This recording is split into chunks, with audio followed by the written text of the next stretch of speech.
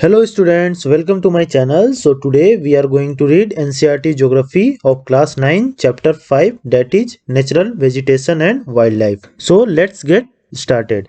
तो natural vegetation क्या होता है? तो नेचुरल वेजिटेशन वो वेजिटेशन होता है जो बिना किसी ह्यूमन एड मतलब बिना किसी ह्यूमन सपोर्ट के जो नेचुरली ग्रोन होते हैं उसे हम नेचुरल वेजिटेशन कहते हैं। जैसे कि फॉरेस्ट क्या होता है आपका, उसमें ह्यूमन एड नहीं होता है, ह्यूमन सपोर्ट कुछ नहीं होता है और वो नेचुरली ग्रो करते हैं। तो फॉरेस्ट क्या है? एक नेचुरल वेजिटेशन है और इसे हम वर्जिन वेजिटेशन भी कहते हैं। इसे हम वर्जिन वेजिटेशन क्यों कहते हैं? क्योंकि ये काफ़ी समय से जो है अनडिस्टर्ब्ड है, मतलब इसको ह्यूमन ने डिस्टर्ब नहीं किया है, ठीक। और ये जो है नेचुरली ग्रोन हुए हैं, तो इसलिए इसे हम वर्जिन वेजिटेशन भी कहते हैं। The natural vegetation which are purely Indian are known as endemic. जो नेचुरल वेजिटेशन प्योरली इंडियन है, जिनका ओरिजिन जो है इंडिया में ही हुआ है, उसे हम इंडेमिक और इंडिजिनस स्पीसीज कहते हैं। But those who have come from outside India are termed as exotic species. जो बाहर से इंडिया में आए हैं उसे हम एक्सोटिक स्पीसीज कहते हैं। फ्लोरा, तो फ्लोरा क्या होता है? तो flora refers to the plants which is found in a particular region और पीरियड। किसी भी पार्टिकुलर रीजन्स में जो प्लांट्स पाए जाते हैं वो वहाँ के क्या होते हैं? फ्लोरा होते हैं। फौना क्या होता है? तो फौना जो किसी पार्टिकुलर रीजन्स में जो एनिमल्स पाए जाते हैं उसे हम फौना कहते हैं। The species of animals are referred to as fauna. जो स्पीसीज है एनिमल्स के पार्टिकुलर रीजन्स में उसे हम फौना कहते हैं। अब देखते हैं, our country India is one of the 12 mega biodiversity countries of the world. तो इंडिया जो है one of the 12 mega biodiversity countries of the world, जो 12 top most mega diversities countries हैं वर्ल्ड के, उसमें इंडिया भी आता है। मतलब इंडिया में बहुत सारे जो है प्लांट्स और एनिमल्स के स्पीसीज जो है यहाँ पे इंडिया में पाए जाते हैं। अच्छा, अब ये यहाँ क्यों पाया जाता है? तो इसका कारण है यहाँ की लैंड, यहाँ का सॉइल, यहाँ का टेम्परेचर, यहाँ का फोटो पीरियड मतलब सनलाइट, और पर्सिपिटेशन मतलब यहाँ कितना रेन होता है। तो एक एक करके हम देख लेते हैं इसमें। तो लैंड क्या है? तो land affect natural vegetation directly और इनडायरेक्टली। लैंड जो है आपका नेचुरल वेजिटेशन को अफेक्ट करता है। आपने देखा होगा कि जैसे जैसे आप जो है अल्टीट्यूड गेन करते हैं तो आप डिफरेंट टाइप्स ऑफ वेजिटेशन आपको देखने को मिलता है। जैसे कि माउंटेनियस एरियाज में आपको वुडलैंड्स मिलेंगे, मतलब फॉरेस्ट ग्रासलैंड्स मिल जाएंगे। और आपका जो लैंड है, जो प्लेन लैंड है, वहाँ पे क्या होगा, आप देखे होंगे कि वहाँ पे एग्रीकल्चर होता है, वो काफ़ी फर्टाइल होता है। तो जो डिफरेंट टाइप्स ऑफ टेरेन है वहाँ पे different types of natural vegetation आपको देखने को मिलते हैं।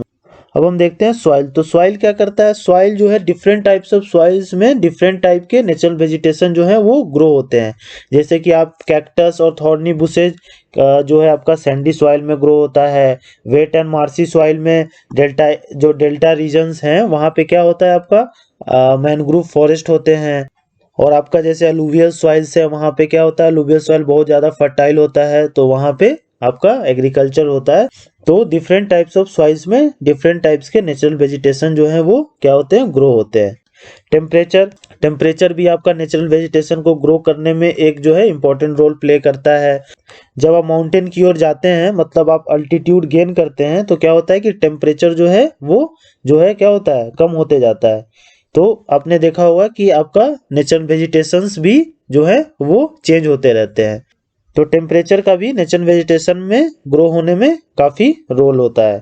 अब हम देखते हैं फोटो पीरियड सनलाइट। तो सनलाइट क्या, जितना ज़्यादा सनलाइट मिलेगा उतना ज़्यादा जो है प्लांट का क्या होगा? ग्रोथ होता है। तो इसलिए क्या है कि आपका जो ट्रॉपिकल एवरग्रीन फॉरेस्ट जो पाए जाते हैं वो सब कहाँ? इक्वेटर के आसपास पाए जाते हैं, ठीक ना। और आपका जो है डेंस फॉरेस्ट भी इक्वेटर के आसपास ही पाए जाते हैं। क्यों? क्योंकि इक्वेटर पे जो है सनलाइट एब्यूडेंस मात्रा में जो है प्लांट्स को मिलता है, इसलिए यहाँ पे नेचुरल वेजिटेशन ज़्यादा ग्रो होते हैं और डेंस भी काफ़ी ज़्यादा होते हैं। पर्सिपिटेशन, जहाँ पे हैवी रेनफॉल होगा वहाँ पे क्या होगा? डेंस वेजिटेशन होगा, और जहाँ पे कम रेनफॉल होंगे वहाँ पे आपका लेस जो है डेंस वेजिटेशन पाए जाते हैं। तो ये भी एग्जांपल है कि इक्वेटर के आसपास जो है काफ़ी डेंस वेजिटेशन पाए जाते हैं, क्योंकि वहाँ पे रेनफॉल जो है काफ़ी ज़्यादा होता है।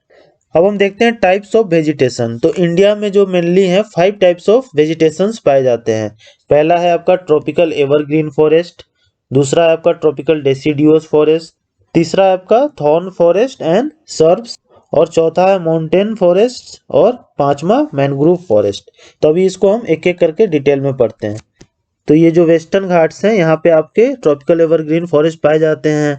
उसके बाद आइलैंड जो है ग्रुप लक्षद्वीप और आपका अंडमान एंड निकोबार, इस तरफ भी आपका ट्रॉपिकल एवरग्रीन फॉरेस्ट पाए जाते हैं। अपर पार्ट ऑफ आसाम में भी पाए जाते हैं और आपका तमिलनाडु के कुछ कोस्ट में पाए जाते हैं। तो अब मैप में देखिए कि ट्रॉपिकल एवरग्रीन फॉरेस्ट कहाँ कहाँ पाए जाते हैं। तो आप ध्यान से देखिएगा तो आपको एक चीज इसमें नजर आएगा जो हमने इससे प्रीवियस चैप्टर्स में पढ़ा था कि ये जो है वेस्टर्न घाट्स है। वेस्टर्न घाट में मैंने आपको बताया था कि यहाँ माउंटेन्स रेगुलर होते हैं, रेगुलर माउंटेन्स होंगे तो यहाँ से क्या होता है, जो साउथ वेस्ट मानसून आता है वो इसको जो है एडवांस नहीं होने देता है। तो यहाँ पे काफी बारिश होती है इस एरिया में। इस एरिया में भी आपका जो रिट्रीटिंग मानसून आता है इधर से और नॉर्थ ईस्ट मानसून जिसे कहते हैं, उसकी वजह से तमिलनाडु कोस्ट पे जो है काफी बारिश होती है। आपका साउथ वेस्ट मानसून से ये आसाम एरिया में काफी बारिश होती है। तो यहाँ पे काफी बारिश होता है, इस वजह से यहाँ पे ट्रॉपिकल एवरग्रीन फॉरेस्ट पाया जाता है। जैसा कि हमने अभी जस्ट पढ़ा कि आपका जो है पर्सिपिटेशन जो है वो क्या है, एक मेजर रोल प्ले करता है आपके नेचुरल वेजिटेशन के ग्रो में। तो पर्सिपिटेशन यहाँ पे बहुत ज़्यादा है तो यहाँ पे जो है एवरग्रीन फॉरेस्ट होते हैं और ये काफ़ी डेंस होते हैं।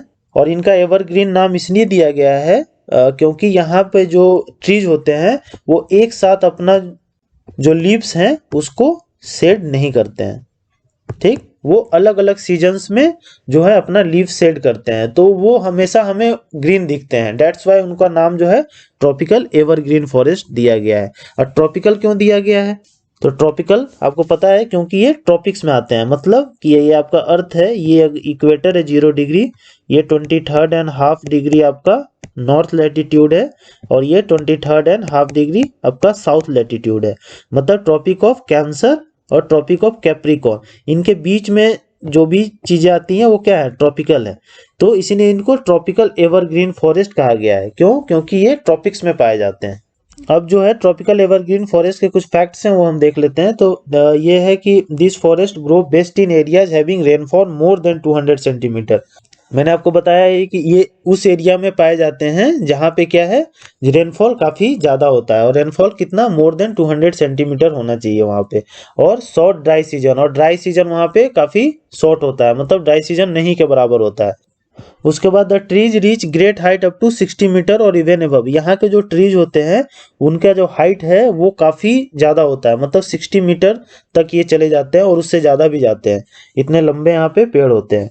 और यहाँ पे क्या है, जो वेजिटेशन है वो डिफरेंट काइंड्स के वेजिटेशन पाए जाते हैं, जैसे ट्रीज भी यहाँ पाया जाता है, सर्ब्स भी यहाँ पाया जाता है, क्रीपर्स भी यहाँ होते हैं।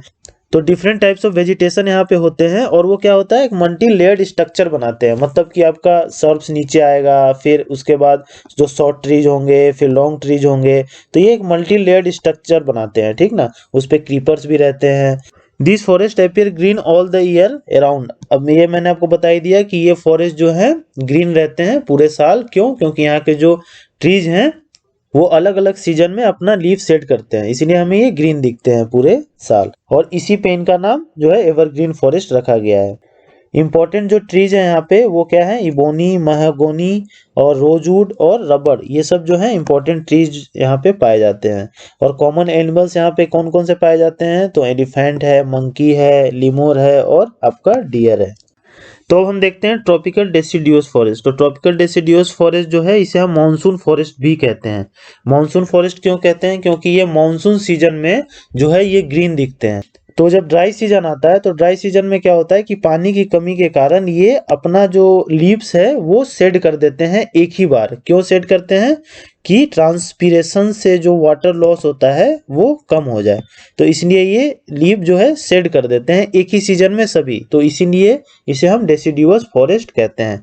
ड्राई सीजन में जो है ये फॉरेस्ट जो है बिल्कुल आपको सूखा दिखेगा, ठीक ना, ग्रीनरी नहीं दिखेगी इसमें, तो इसीलिए इसे हम डेसिडियस फॉरेस्ट कहते हैं। और ये ट्रॉपिकल डेसिडियस फॉरेस्ट है, मतलब कि ट्रॉपिक्स में आता है ये। These are spread over the region having rainfall between 200 to 70 centimetre. और ये कहाँ पे फैले होते हैं, जहाँ पे रेनफॉल जो है 200 सेंटीमीटर से लेके 70 सेंटीमीटर तक रहता है। और ये जो ट्रॉपिकल डेसिडियस फॉरेस्ट है ये इंडिया में सबसे ज़्यादा पाया जाता है। और ये कहाँ पे पाया जाता है इंडिया में, अब ये लगभग पूरे सेंट्रल इंडिया में, आपका बिहार, इधर झारखंड, उड़ीसा, इस सब सारे रीजन्स में आपका ट्रॉपिकल जो है डेसिडियस फॉरेस्ट पाया जाता है। और ये जो है आपका इंडिया में सबसे ज़्यादा पाए जाने वाला फॉरेस्ट है, tropical deciduous forest. They shed their leaves about 6 to 8 weeks in dry summer. मैंने बताई दिया आपको कि ड्राई समर में क्या करते हैं, ये 6 to 8 वीक्स जो है लीव को सेट कर देते हैं। क्यों? क्योंकि जो ट्रांसपीरेशन से वाटर लॉस होता है वो उसको कम करने के लिए। In this forest the common animals are, इस फॉरेस्ट में जो कॉमन एनिमल्स हैं आपके लायन है, टाइगर है, पिग है, डियर और एलिफेंट्स यहाँ पे पाए जाते हैं। फर्दर जो है ट्रॉपिकल डेसिडियस फॉरेस्ट को दो पार्ट में डिवाइड किया गया है, एक मॉइस्ट डेसिडियस फॉरेस्ट और दूसरा आपका ड्राई डेसिडियस फॉरेस्ट। तो मॉइस्ट किसे कहते हैं, जहां रेनफॉल जो है 200 से लेके 100 सेंटीमीटर के बीच में होती है, उसे हम मॉइस्ट डेसिडियस फॉरेस्ट कहते हैं। और इसमें जो कॉमन ट्रीज पाए जाते हैं वो आपका बैम्बूस, शीशम और सैंडलवुड, ये कॉमन ट्रीज यहाँ पे पाए जाते हैं। ड्राई डेसिडियस फॉरेस्ट जो है आपका वो 100 to 70 सेंटीमीटर के बीच में जब रेनफॉल होती है जिस एरियाज में, वहां पे आपके ड्राई डेसिडियस फॉरेस्ट पाए जाते हैं। और जो कॉमन ट्रीज यहाँ पे हैं वो क्या है, साल, टीक, पीपल और नीम यहाँ पे पाए जाते हैं। तो अब हम देखते हैं the thorn forest and shrubs. तो ये क्या होता है कि यहाँ पे थॉर्नी ट्रीज होते हैं, मतलब जिसमें ऐसे ट्रीज जिसमें कांटे होते हैं उसे हम थॉर्नी ट्रीज कहते हैं, और बुशेस पाए जाते हैं। ये जो वेजिटेशन है वो आपको कहाँ ज़्यादा पाया जाता है, तो north western part of the country. देखिए नॉर्थ वेस्टर्न पार्ट में ये जो है ये आपका थॉर्नी फॉरेस्ट जो है पाया जाता है। और आपका ये जो डेक्कन प्लेटूज के कुछ पार्ट है वहाँ पे पाया जाता है, और सेमी डेरी region of Gujarat, Rajasthan, MP, Uttar Pradesh, Haryana में ये पाया जाता है। अच्छा, ये जो फॉरेस्ट है इस एरियाज में क्यों ज़्यादा पाया जाता है, तो क्यों इसलिए पाया जाता है क्योंकि यहाँ पे क्या होता है, रेनफॉल जो है वो काफ़ी कम है। आपको मैंने बताया था कि जब south west monsoon western side जाता है तो जाते जाते क्या होता है, रास्ते में अपना मॉइस्चर जो है रिलीज करता जाता है। तो जब ये साउथ वेस्ट मानसून यहाँ पे पहुँचता है वेस्टर्न साइड में, तो काफ़ी कम उनके पास जो है मॉइस्चर रह जाता है, जिसके कारण वहाँ पे रेनफॉल काफ़ी कम होती है। उसी तरह ये जो डेक्कन प्लेटूज जो है, ये कुछ पार्ट इसके वो क्या होता है, रेन शैडो एरियाज में आते हैं, क्योंकि वेस्टर्न घाट है तो इधर भी जो है बारिश कम होती है। तो ये सब एरिया में आपको थॉर्न फॉरेस्ट और जो है बुशेस पाए जाते हैं। तो यहाँ के जो ट्रीज हैं वो क्या होगा, स्कैटर्ड होते हैं, मतलब डेंस नहीं होता है, स्कैटर्ड होते हैं, और उनका लॉन्ग रूट्स होता है। लॉन्ग रूट्स क्यों होता है, क्योंकि जो वाटर की सर्च में जो रूट्स हैं वो सॉइल के काफी अंदर चले जाते हैं। The stems are moist to conserve water. Stems जो इसके होते हैं मॉइस्ट होता है वाटर को कंजर्व करने के लिए। और आपका जो है इसके लीव्स जो हैं वो थॉर्न टाइप के होते हैं, जिससे क्या होता है, ट्रांसपीरेशन से जो वाटर लॉस होता है वो भी काफी कम होता है। और इसके लीव्स जो हैं मोस्टली थिक और स्मॉल भी होते हैं टू मिनिमाइज एवोपोरेशन। जैसे कि एकासियस, पाम्स, यूफोर्बियस और कैक्टस जो हैं ये सब मेन प्लांट्स हैं जो यहाँ पे थॉर्न फॉरेस्ट में पाए जाते हैं। कॉमन एनिमल्स यहाँ पे रैट, माइस, रैबिट, फॉक्स, एस, उल्फ और आपका कैमल्स, ये सब जो कॉमन एनिमल्स हैं जो आपका थॉर्न फॉरेस्ट में पाए जाते हैं। तो थॉर्न फॉरेस्ट कहाँ पाया जाता है, आपका जहाँ पे रेनफॉल जो है स्कैंटी रेनफॉल है, बहुत लो रेनफॉल जहाँ पे है वहीं पे थॉर्न फॉरेस्ट पाया जाता है। अब हम देखते हैं माउंटेन फॉरेस्ट। तो माउंटेन फॉरेस्ट जो है वो कहाँ पे पाया जाता है, माउंटेन्स पे पाया जाएगा। और ये जो है जैसे जैसे हम हाइट गेन करते हैं माउंटेन में, मतलब अल्टीट्यूड गेन करते हैं, तो क्या होता है कि टेम्परेचर जो है वो घटता जाता है।